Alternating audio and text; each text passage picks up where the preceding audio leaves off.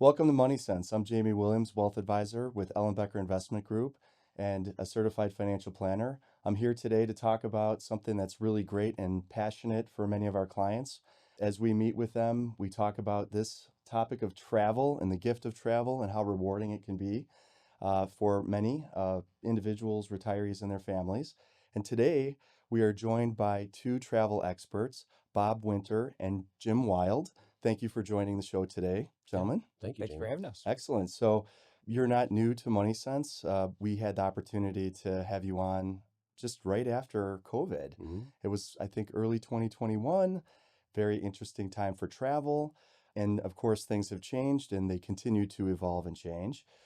So we're going to talk about that today. We're going to talk about a lot of different dynamics in terms of what people should be thinking about when they're planning, where are they going, how are they doing it, what does it cost, what are the logistics? So there's so many different facets.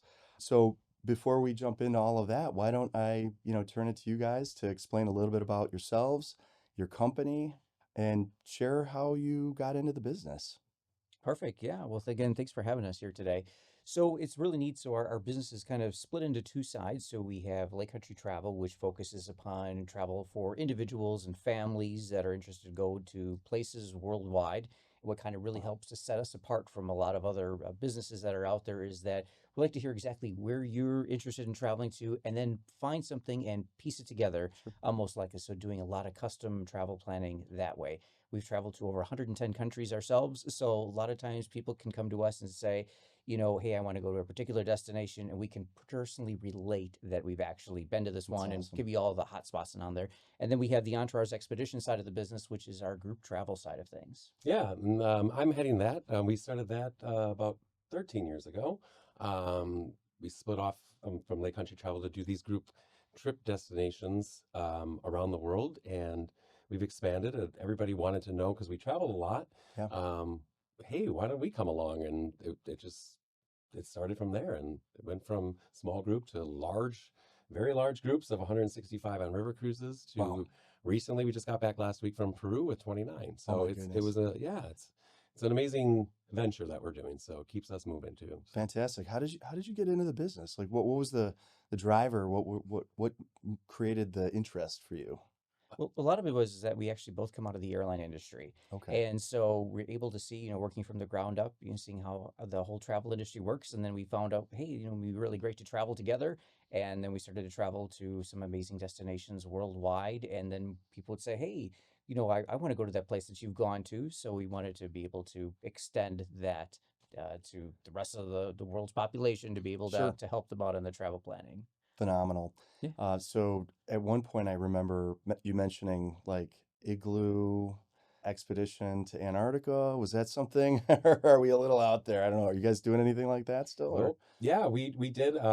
Dates are really bad. It was 2 years ago. We did an Antarctica expedition. wow, It was an amazing, um, probably one of my most memorable trips I think that I've ever taken. But yeah, that was an amazing journey that we did down to the continent of Africa or Antarctica, yeah, sorry. yeah, sure. And what was it? 13 different times we were able to get on shore, walk with the penguins, and just see all the wildlife, the humpback whales, and everything in its natural beauty. So That is amazing. yeah, and we are planning to go back actually in 2028 in January. So Excellent. yeah, Well, I want to hear more about that and a lot of other things. So yeah. why don't we jump in, just to discuss a little bit about kind of how people should be thinking about designing their travel experiences.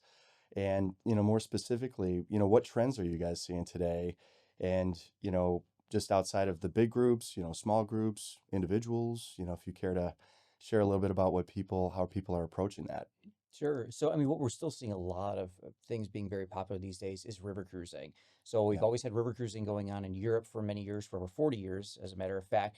But now we're starting to see it to expand to other rivers throughout the world. So, now starting to see stuff move into Portugal, which had been kind of a very limited place. We're also seeing it in Southeast Asia as well as in South America on the Amazon. So continuing to build on that great concept so that you unpack once, but be able to see multiple destinations but in a small environment so that you're not worried about thousands of people on a ship and screaming kids. you just have your limited amount of 1 to 200 people that are on a ship like that. So that's very popular and also good for people that may, be interested in maybe mobility concerns, Sure. that they're able to move around, much more easily that way.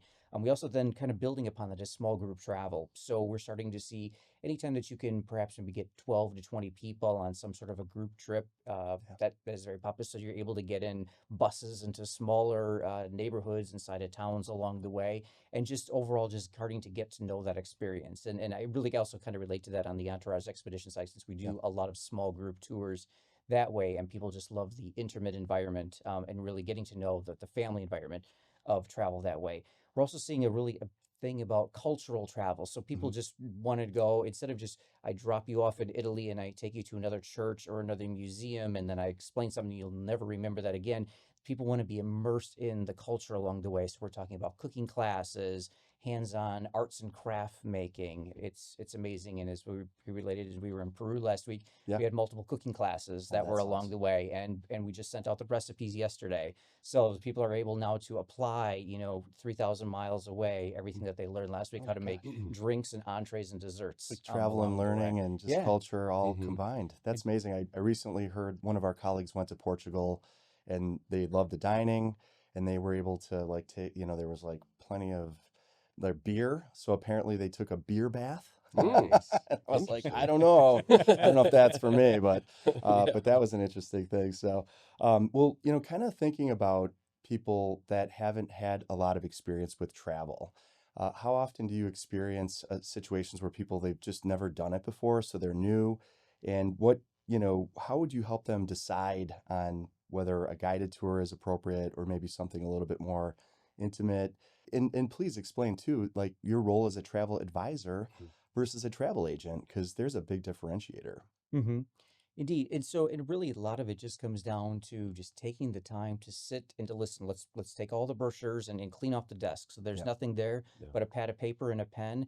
And let's just talk about what do you like to do when you're at home? Do you go out and go to local festivals here? Or are you someone that likes to sit at home and you enjoy books? Both are very good, but it also will help to set up the tone of what I need to know. Like then maybe you Yeah. need a little bit more structure, or maybe you're able to, I can throw some things on a paper and give you a map, and you're going to be the one that kind of goes wild. Are you active? Do you like to go out to your community center, or do you go on daily hikes? So Sure. that also I Hmm. can find out, hey, a lot of these times you're going to be walking on uneven surfaces, Yeah. or you may need to walk, multiple miles to be able to see a particular attraction up in the hills.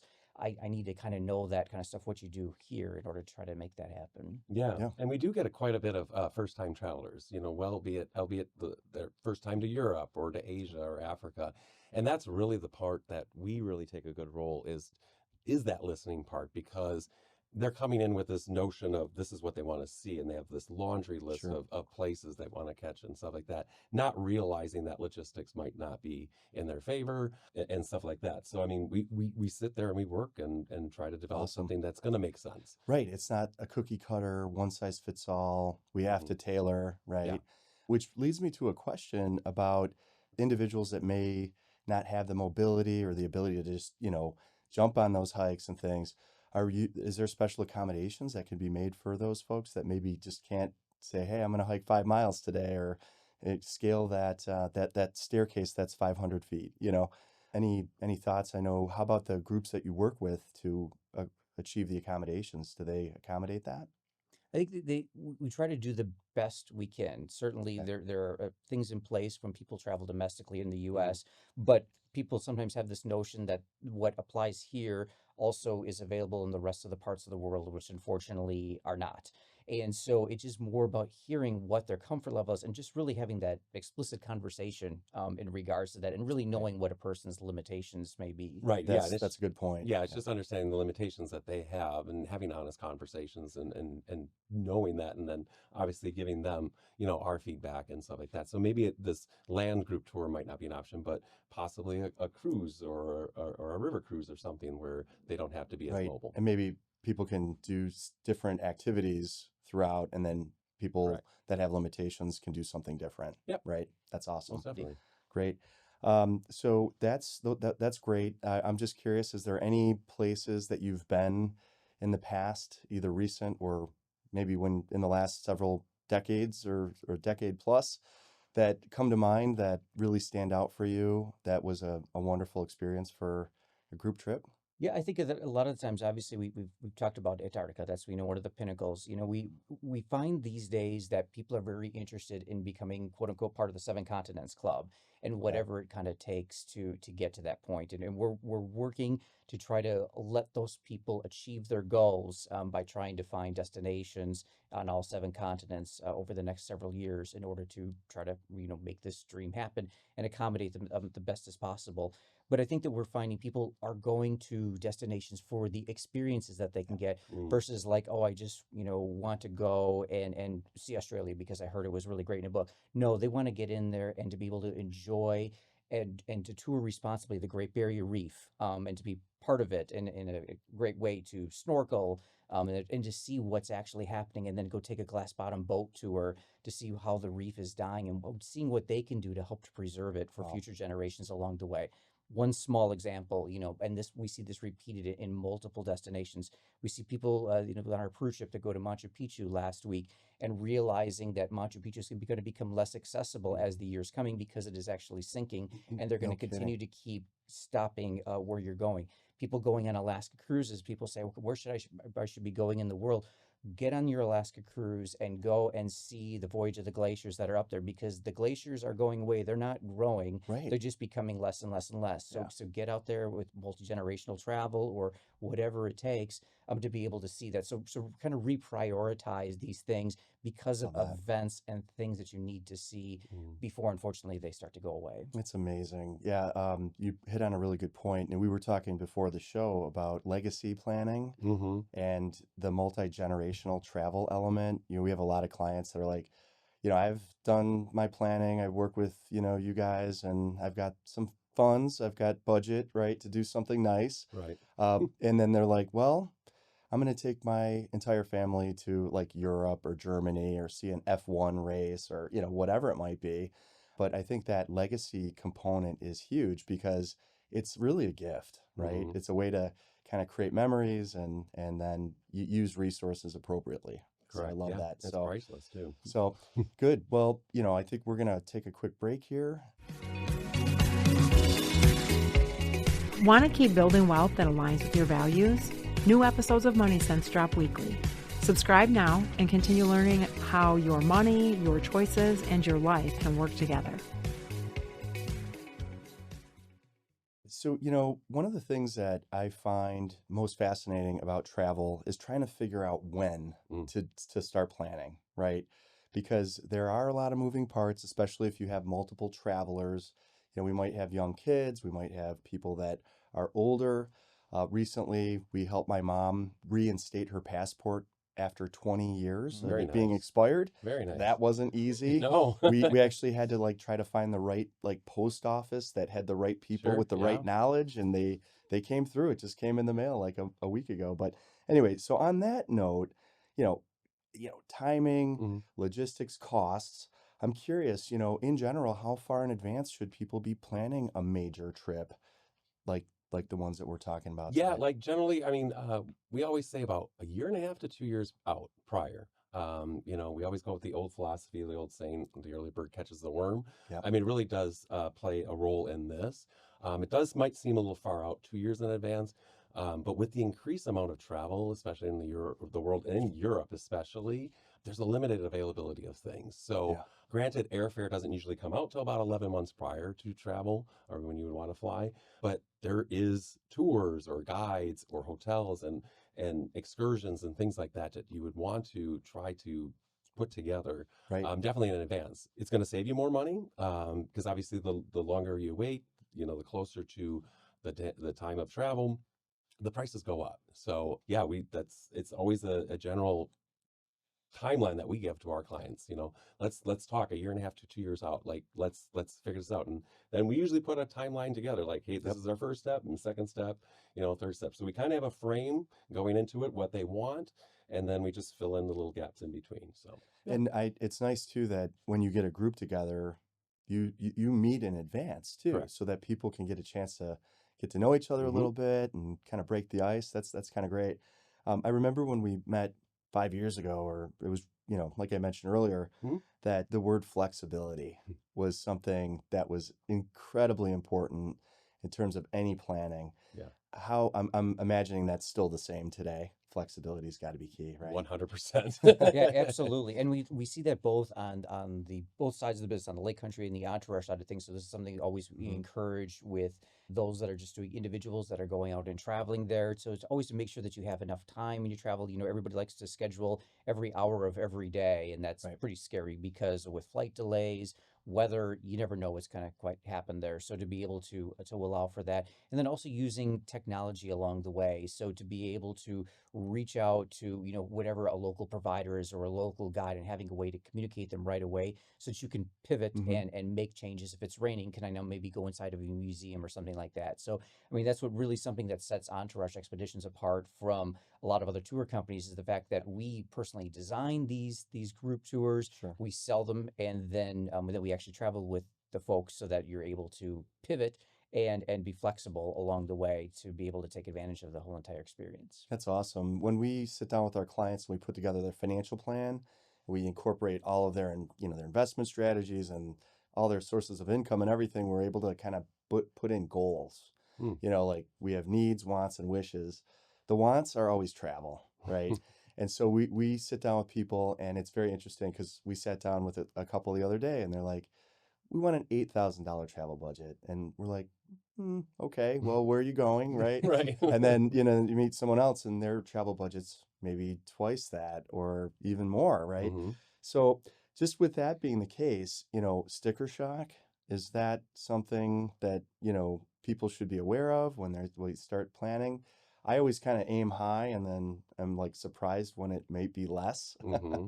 So I'm just curious if, what's driving costs and if there's anything that people should be thinking about with expenses. Yeah, sure. I mean, there's a couple variables out there, especially. I mean, recently the fuel costs, the higher Mhm. fuel costs out there, the airlines then in turn raise their rates. Sure, we've seen the fuel prices go down recently, but the airfares are still remaining high. So what used to be $1,000 to fly to Paris now is probably costing $1,700 to $1,800. So I Okay. mean, there is a big difference than it was 2 to 3 years ago. So I think that's one of them. Another one is too, like, just limited availability of things. Yeah. Supply and Um, demand, right? Supply and yeah, I demand. mean, Europe is hot. Yeah. Europe has always been hot, I think, but now recently it's just last summer and this summer, it's just everybody wants to go to Europe. And some of the cities in Europe, they've raised their prices just to try to deter people from coming, but it's not Wow. stopping people from coming. So, yeah, you have cities like Amsterdam and Barcelona that are doing that and still bringing the people in. I mean, there's high, expensive hotels and everything like that. So, yeah, I mean, it's even shocking us. And I mean, we've been in the business for 15 plus years, that even seeing that, it's like, wow, you're crazy, but Hmm. they can do it, and people are still willing to travel. So That's amazing. Any thoughts on if people are putting together a really, large travel budget? mhm, I think I mentioned my mom just got her passport. We're planning a trip to Alaska, hopefully next year, like very over nice. around this time next year. And we want to maximize value when we're there, right? Yeah. So different things, different ideas. But is there any thoughts that you would have about helping people maximize the value that they would get from putting together such a large trip? Yeah, and actually, I have three ideas that kind of would go along with it. So, I mean, the first one that really kind of goes out is look for early booking discounts. Okay. So many different companies offer that to get in. So it not only helps you as the traveler to be able to jump in a trip at possibly the lowest price possible, but also gives the providers some extra cash that they need to help to keep this trip Nice. being built out there. So look for those right away, but just be mindful that a lot of those are just very limited time, within 30 or 90 days. So don't just wait and then try to ask for an exception later, because you're probably going to miss out on that. The other part is go looking these days to see if somebody offers some sort of a cash discount. Sure. So a lot of times what we're finding is that, so here's the price of a particular trip or tour, and then maybe you'll have to pay a credit card surcharge on top of that. But if you happen to have the funds that were properly set aside, Yep. and you're able to Planning. speak with Hmm.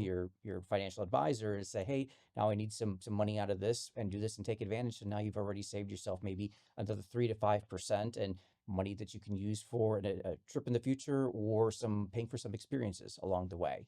And then the other part of it is that if you do decide that you're using a credit card along the way, make sure you're using a credit card that will accumulate some sort of points or miles or something along the way. So sometimes if it's points, maybe you're able to cancel out a portion of the cost of the trip. Or if you're earning miles, maybe now you're able to upgrade to, more comfortable seats on the flight. And That's really, you've awesome. done really nothing extra other than just book your original Mhm. trip. So just three really easy tips. That's amazing. And when we get those phone calls from our clients, hey, we're taking a trip, we're going to need some money now, down, and then later, maybe the final payments or whatnot. We just encourage our clients to spend their money on things like that because we don't want people to retire to nothing. We want them to retire to something like travel, which, I think is a kind of an important point too, because I think people should not wait till they retire to travel as well. Correct. Yeah. And I think we see that happen all too often where people are like, I can't wait to retire so I can travel. It is possible, right? Do you have clients that are able to work that into their busy lifestyles with kids and everything, and they're not retired yet? Yeah, I think we still continue to keep finding that and more so because again, as people want to do experiences as Yeah. opposed Yeah. to just going on a trip. Years ago everybody would, do the pilgrimage down to Mexico or the Caribbean for a week and sit in an all-inclusive resort. And we're starting to see less of that. Where Sure. instead I want to go out and I want to be able to see, the big five in South Africa. Or I want to be able to experience some sort of a major sporting event Hmm. in some place all around the world. So let's just do that, and we're going to bring the kids along. So so they're trying to figure out, okay, can we leverage spring break? I mean, what's amazing is that Christmas break is probably now to a point more popular than spring break Yeah. used to be years ago. And so because we know that now teachers have off during that time and Right. are able to go along too. So we're finding a huge push during that Christmas to New Year's holiday and however it falls.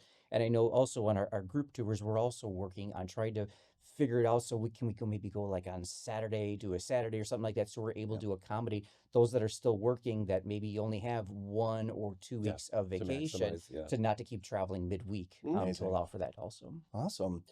Well, kind of changing gears a little bit on that, are there any things that jump out for you that are common travel mistakes or kind of pitfalls that people, run into that maybe they could be avoided? There are things, and we have several ideas for that. But I mean, overall, a lot of times people just plan too much. Hmm. Yeah. As Jimmy alluded to before, they'll come to us with a nice big list. Great, it's clearly that you've done your research, and we absolutely love that you've done your research in advance. But realistically, you're never going to get into these Yeah. things, Yep. and especially when you want to get into certain museums in Europe that require 6 months, 9 months, a year in advance to try to get tickets. Now you haven't gotten that ticket. Well, now it's thrown off your whole Oh, itinerary when you can Hmm. find that one date or the one time to get into that special museum in And even if Paris. people do and able to pack their schedules in, they're exhausted by day three, yeah, and they're done. Then right. they need a vacation from that From vacation. vacation. So yeah, we get that quite a bit of doing that. So That's Yeah. awesome. Yeah. And we're also finding though people are not necessarily always watching when their passports, are up, yeah, and we're starting to see a lot of countries have requirements that the passport has to be valid for at least 3 or 6 months, prior to the date that you're exiting out of the country. So people think, oh yeah, my passport's, good till the end of July. And so I should just be able to jump on a plane and head to a particular country in Europe only to be turned away at the airport because they didn't meet the 6 or the 3 month requirement on the backside that the particular country requires. Sure. So again, either not doing the checking themselves or having a good advisor to be able to let them know That to know that, yeah, where to man, find that you just kind of information. hit a dead end there, Yeah. hmm That's not good. Yeah. So very good points. Thank you so much for sharing that. So we are done with segment 2. Money Sense is brought to you by Ellenbecker Investment Group.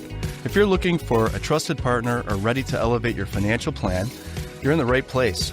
With multiple Better Business Bureau Torch Awards for ethics and integrity, Ellenbecker combines expertise with a team member you can trust. Meet our advisors and explore financial resources at ellenbecker.com.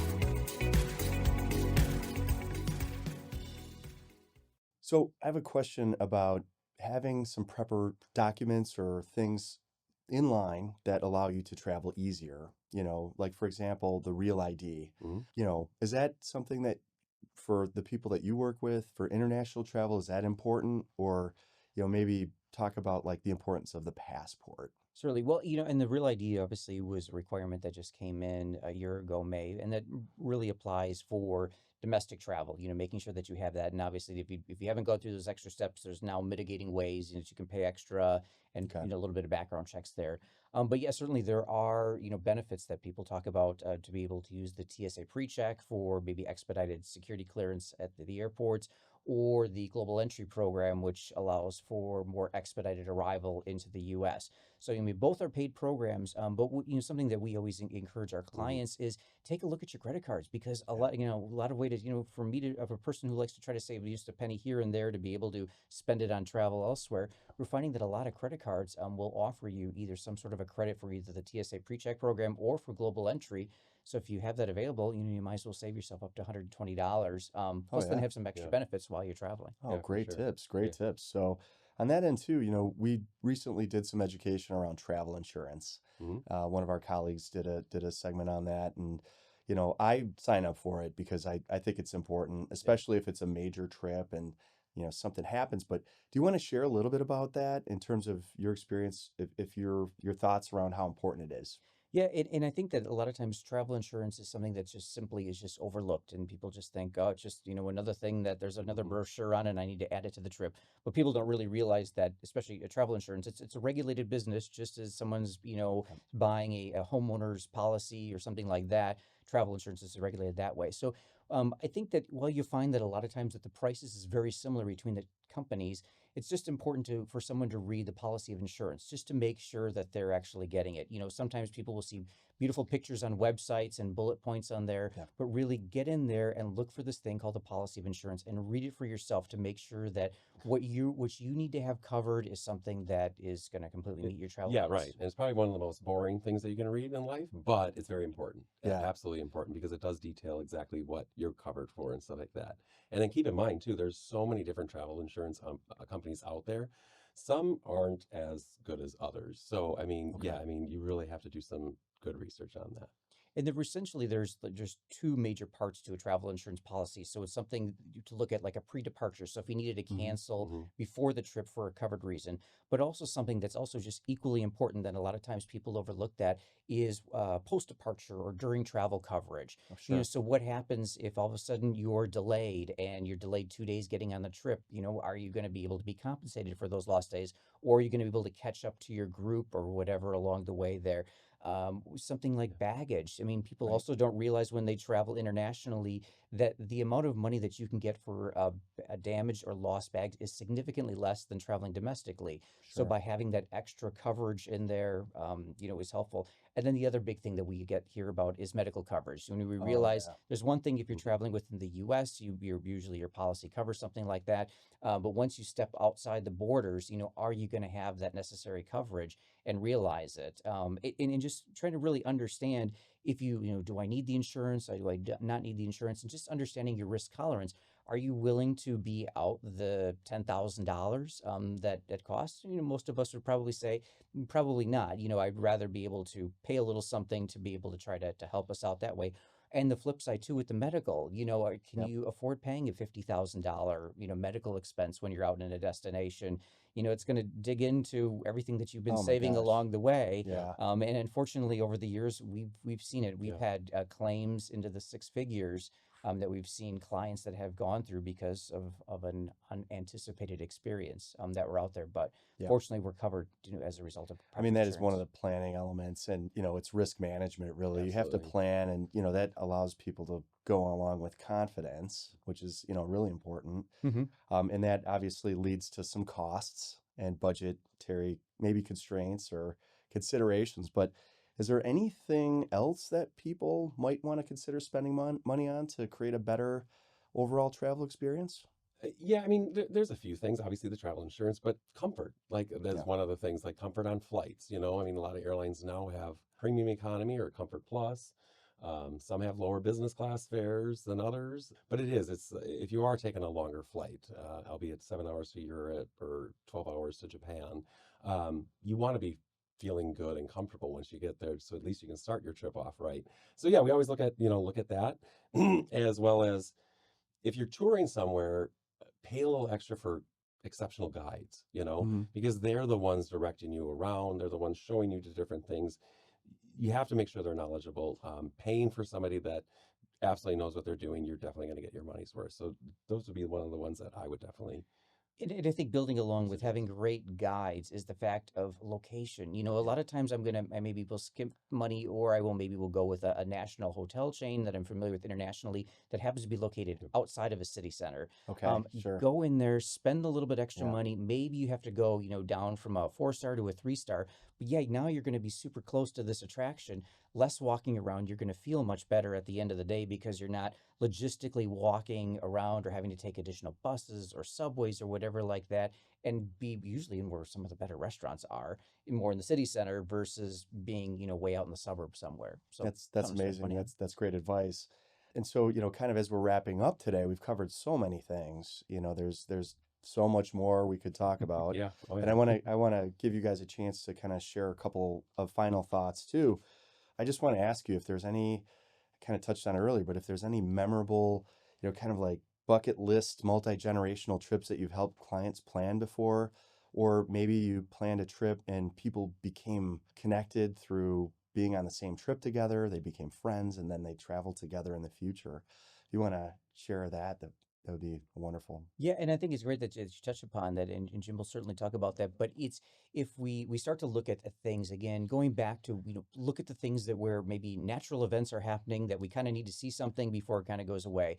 So it looked like we're going back, and we've done planning for years, doing Canadian Rockies tours via rail and land to be able to go out to the famous Lake Louise and to be able to go kayaking on the beautiful green waters that are up there. So that's something that's really neat. Again, we talked about Antarctica before, but we can never, say it enough.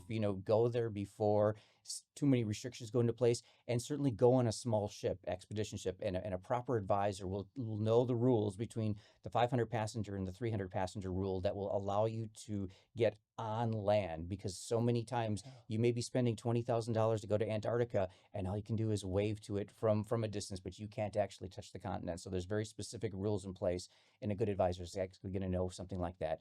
Again, talking about Alaska cruises, that we've been Yeah. putting people on those for years to be able to do the voyage of the glaciers, and then to get up into Denali Park itself to be able to see the wildlife. So really cool things along the way. Oh, absolutely. Yeah. And then I think going back to like our group trips on Entourage expeditions it's this whole family and community that we've created on these tours that is very memorable, just not to me and Bob, but to everybody involved, because there are these deep friendships that develop. I mean, you Yeah. get to spend 2 to 3 weeks with people day in, day out, breakfast, lunch, and dinner. You get to know people pretty quick. And we've seen a lot of friendships and a lot of good relationships, even people dating. So yeah, I mean, I personally know someone who knows you yeah, that's just experienced that and shared, that from their testimonials, and that's amazing. So, And, yeah, and a lot of yeah, times it's through those friendships and people coming out for breakfast and saying, "Oh, I've always wanted to go here, want to go there. Hey guys, can you maybe set up something like that?" And that really helped to lead to our amazing trip that we're going to Morocco to be able to see the solar eclipse next August.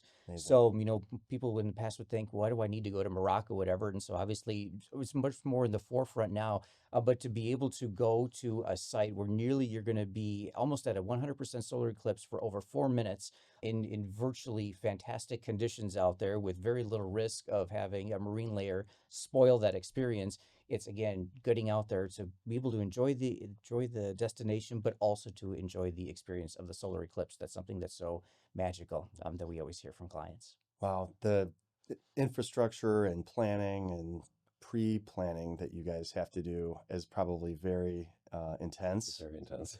So, It's a lot of and thought. yeah, that's awesome. I love that.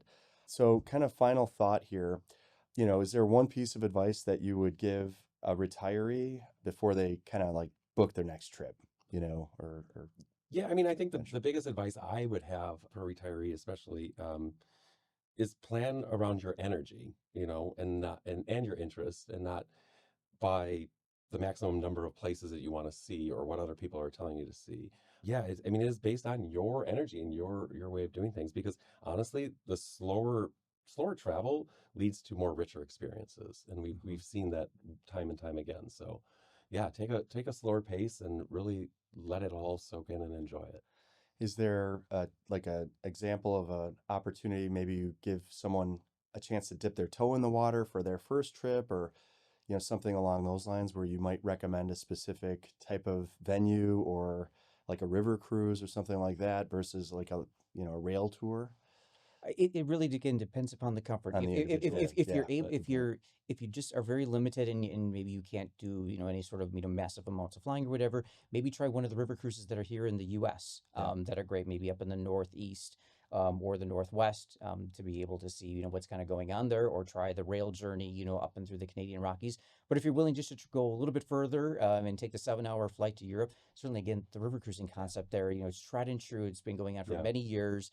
That's awesome. And you can be as inactive as you want, or incredibly active as you want along the way, without feeling really pressured that you need to be able to get involved and to do something. You can just as equally just enjoy sitting on a chair, looking out the windows, passing magical castles in Germany, as you are stepping off a couple hours later to be actually go inside them. Yeah, Amazing. true. Great.